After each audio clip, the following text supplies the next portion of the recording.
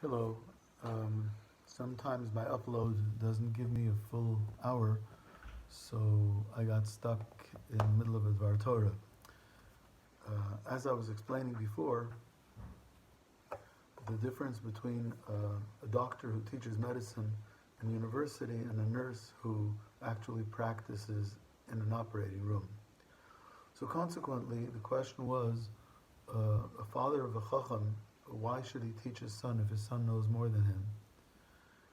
And the answer is that what the father can teach the son is maybe not the laws and not the Gemara and not the Divrei Torah, but he can show him the actual practice of the Seder.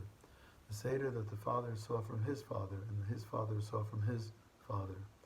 Because in the end, all the teaching that a Chacham learns in school will give him intellectual knowledge, but that won't leave the flavor in his mouth. The flavor that's left in the mouth is the flavor of actually being Mekayim the mitzvah. People remember their father's Seder. People remember sitting in the sukkah with their father. People remember lighting Neres Chanukah with the father.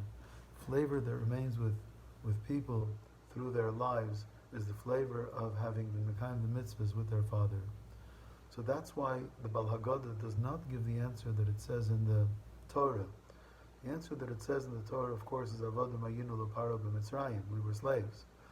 But the Haggada is an educator. And he's educating, in this case, the father. And I'll read again the words. Va'af ato, you too. What does you too mean? Not only your son's scholarly teacher, but even you, the father, Emorlo, you say to him, Ke, like Hilchot HaPesach. The Hilchot HaPesach he knows, but there's something which is like Hilchot HaPesach. And what is like Hilchot HaPesach? The actual practice of the Hilchot HaPesach. And the key to it is, since Ein Maftir Nachar Pesach Afikoman, since you're not supposed to finish after the Korban Pesach with dessert. And why is that? So that the flavor remains in your mouth. So you see that the flavor of the mitzvah is important, and that the flavor should remain as important. And therefore you, the father, have an obligation towards the son, even though the son might be a bigger chacham than you. Because you're going to practice the Seder, you're going to lead the Seder, and that's going to leave the flavor in your child's mouth. And that's the obligation that the father of a chacham has. Rasha Mahu Omer. What does the Rasha say? Now the pasuk of the Rasha is in Parshat Bo, and there it says, "V'haya ki yamru aleichem b'neichem," when your sons will say to you, "Ma ha'avod azot lachem." What is this work that you're doing? Now the first thing is, how do we know that that pasuk is referring to the Rasha? Ma ha'avod azot lachem. And the answer is there are many indications. When somebody wants to know knowledge, he asks.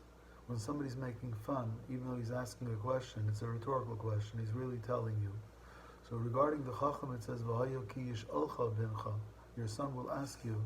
But regarding the Rasha, it says, V'hayo ki yaimru aleichem b'neichem, they will say to you, Moha avodah zot lechem. They're not asking, they're making a statement that this whole avodah, this entire service is useless. Another answer is because when a person wants knowledge, he can even come by himself. Many people individually call up or send an email or in a classroom, after school, after class, they ask, is V'haya ki yisholcha bincha? Your son can ask. One son can ask. But in order to make fun, it always takes a group. It's hard to make fun by yourself. Is V'haya ki yomra aleichem b'neichem? B'neichem is plural. When they will say to you, because if they have to come as a group, they're not coming to ask, they're coming more to challenge and to mock. Another answer is that the Chacham, in his question, said, Mo eidos v'chukim ha'mishpatim asher tziva Hashem Elokeinu eschem. He acknowledges that Hashem is Elokeinu. And once he acknowledges Hashem is Elokeinu, even though he said eschem, he means himself included. He said Hashem Elokeinu. Similarly to a person getting an aliyah who says Baruch Hu es Hashem Amvarach. He tells everybody in the community, why don't you bless Hashem Amvarach? Why are you telling everybody else to bless? What about yourself? But since I said in my sentence, Es Hashem HaMavorach, evidently I acknowledge that God is Hashem HaMavorach. And there's nothing wrong with telling others to bless the one that I recognize as Hashem HaMavorach. But the Rasha, he just says, Moha Avodah Zot Lachem. Why are you doing this? He doesn't recognize God at all. He doesn't say Hashem's name. So that's a third indication that the first question in V'eschanan is the Chachams, but the question in Va'era is really the Rashas. And since he says lachem, we say lachem v'lo lo. He's saying that these mitzvahs, these things that you're doing, that's for you and not for him. Because he excluded himself from the group, he says, I don't want to do this. Kafar be'ikar, he has denied the most important thing, which we'll get to what that means. V'af ata, so you too, Father, how do you deal with that? Hakhe es shinav. Now, I'm pointing out, hakhe is not spelled with a kaf. It doesn't mean to knock out, God forbid, his teeth. It means to dull his teeth. How do you dull the teeth of somebody who's yelling at you?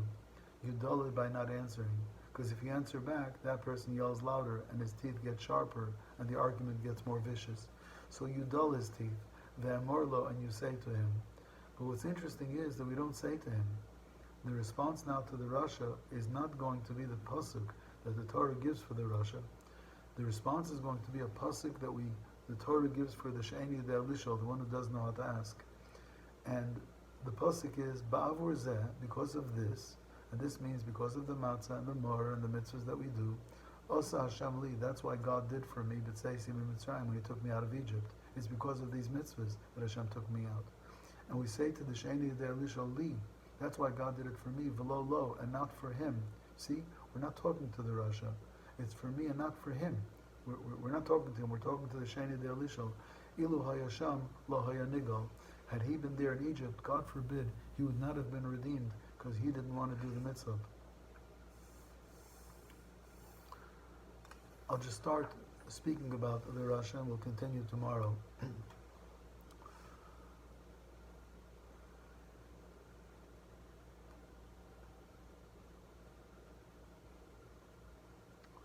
I once got a call from a lady who was a board member in Temple Emmanuel, a Reform temple, and she wanted to know if I had any Russian immigrants that would be willing to come to her Seder.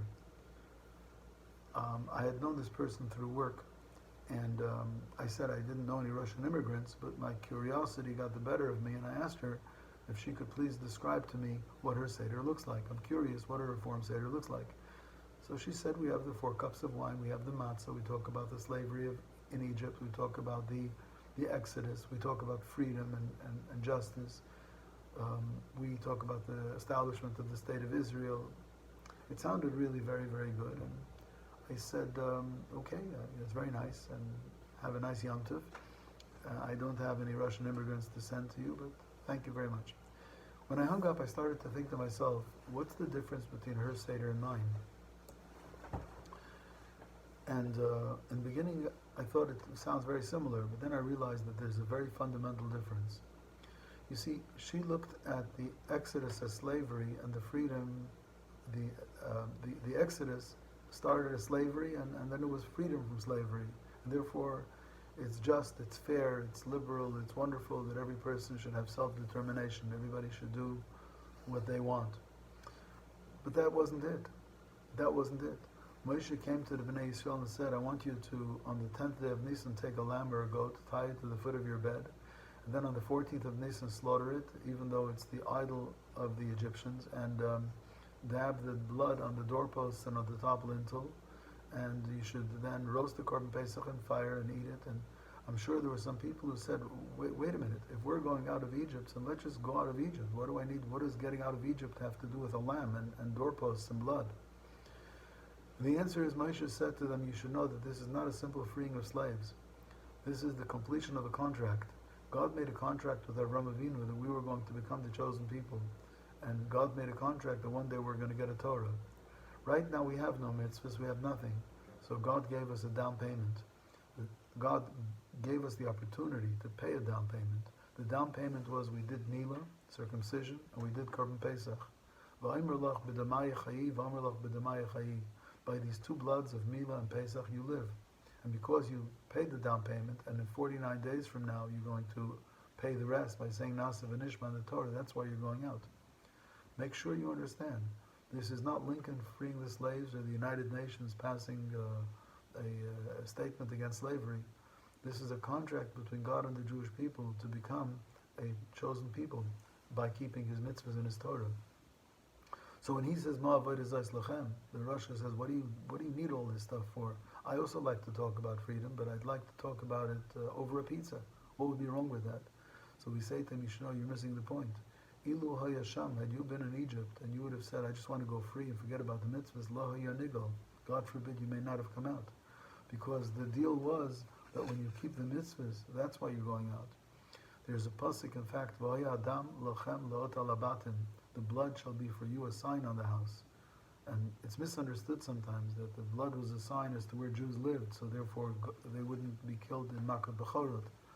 But God knows where the Jews live. God doesn't need a GPS to show him where Jews live.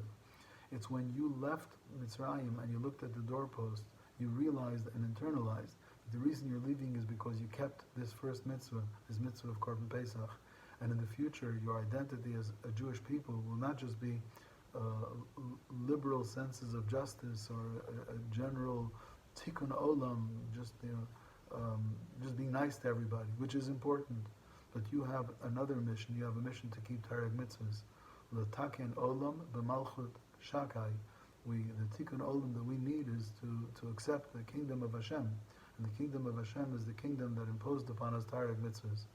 I'll talk more about this in the next shir, but for now, I wish you all a good day and Hatzlacha Rabbah, a lot of success. And reach out to each other, learn with each other. Take 10-15 minutes to learn one with another. It'll give life to both of you.